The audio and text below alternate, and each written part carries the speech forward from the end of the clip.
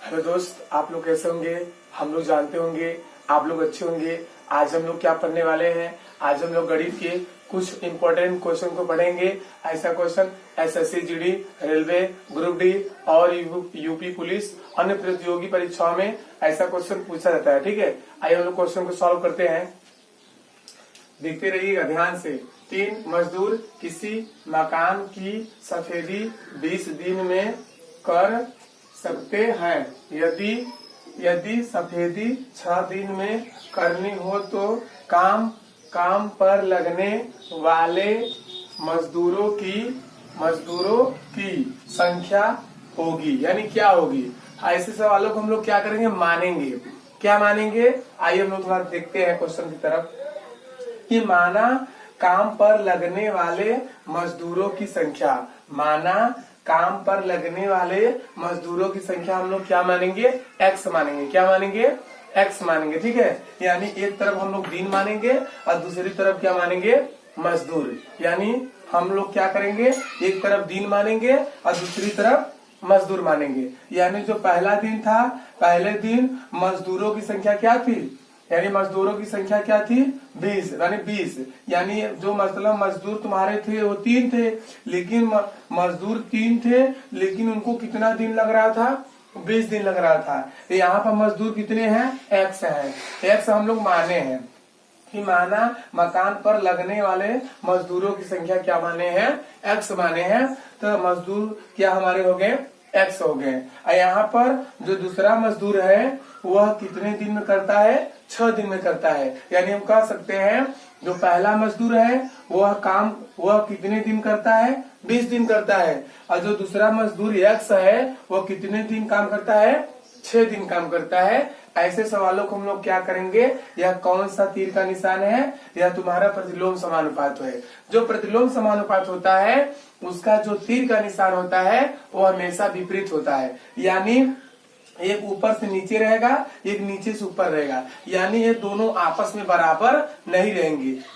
इसलिए इसके नाम से ही काम है। यानी इसका नाम क्या है? प्रतिलोम समानुपात। जो प्रतिलोम समानुपात होता है वह एक ही दिशा में नहीं होता है। यानी उनकी जो दिशाएं होती हैं वो हमेशा विपरीत होती हैं। यानी या तो दोनों नीचे, या तो ये क्या रहेंगे?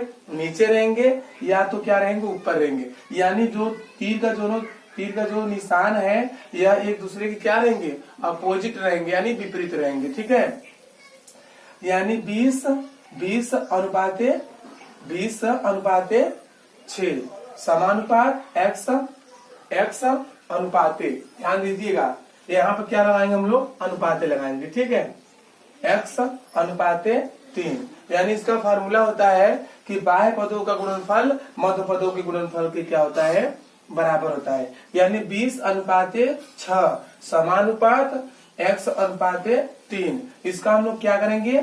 बाहर का गुणा करेंगे और अंदर गुणा करेंगे। यानी बाह्य पदों का गुणनफल मध्य पदों के गुणनफल के क्या होता है? बराबर होता है। ठीक है, आइए 20 गुणे 3 बराबर 6 गुणे x। ठीक है, तो x बराबर 20 गुणे 3/6। ठीक है, आइए हम लोग इसे कटाते हैं। इसे हम लोग क्या आइए कटाते हैं हम लोग। ठीक है, आइए 3 एकम 3 और 3 दूनी 6, फिर 2 एकम 2 और 2 दहा में 20 हो गया। आइए हम लोग दोबारा कटाते हैं। ठीक है, 3 एकम 3 और 3 दूनी 6 और 2 एकम 2। ठीक है, 2 एकम 2 और 2 दहा में 20। तो x बराबर तुम्हारा क्या आ गया? 10 मजदूर। क्या आ गया?